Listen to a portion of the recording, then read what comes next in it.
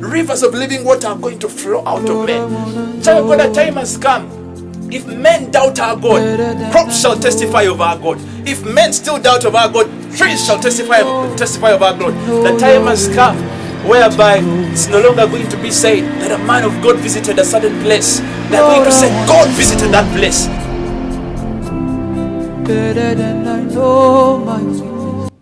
The purpose of God concerning your life. Child of God, in a time as this, many people have become orphans. Many people have become widows, Many people have lost lots of things in a time as this. But all I can tell you is still the purpose of God concerning your life is your life. You will live in this world as long as the purpose of God concerning your life. When we look at a man called David in the Bible, not even Goliath could stand in the way of David. Not even bears could stand in the way of David. Not even lions could stand in the way of David, according to the purpose of God concerning his life.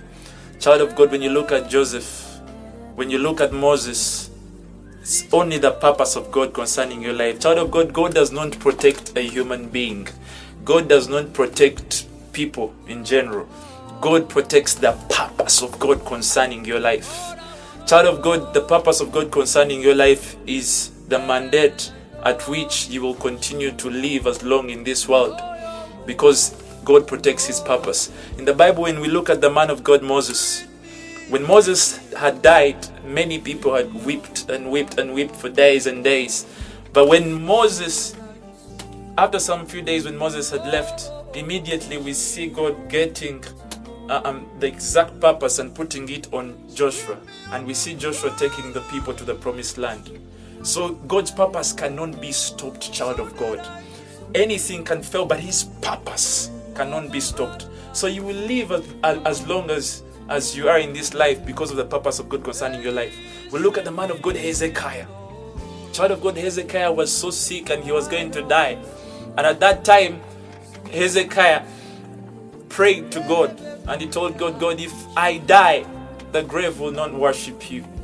And if Hezekiah had told God, if I die, my children will not live, hopefully maybe God would not have given Hezekiah more life. But because Hezekiah spoke to God according to purpose, God told Hezekiah, I'm adding you more 15 years.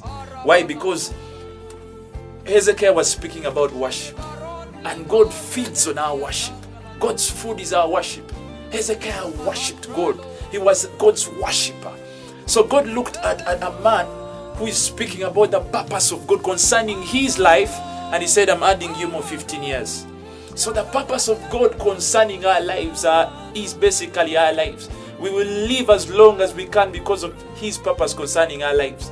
Child of God, when I'm speaking about a time as this, we're passing through a lot of storms and turbulence are shaking all over the world. But all I can say is, in times as this, God is preparing us for something way bigger than what we think. It's like a child. When a child is in the tummy of the mother, yeah. When the mom has birth pangs, when the kid is inside there kicking, yeah. You realize that that kid is in a limited place. That kid is in a limited place, just in the stomach.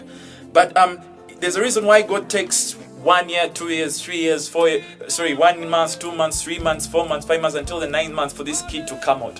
When this kid comes out, this kid comes from a small womb into a big world.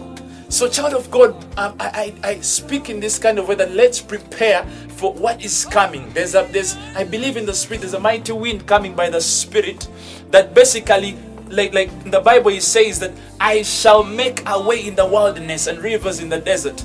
We are about to see one of the greatest awakenings in this world. Child of God, when you look at the Bible, after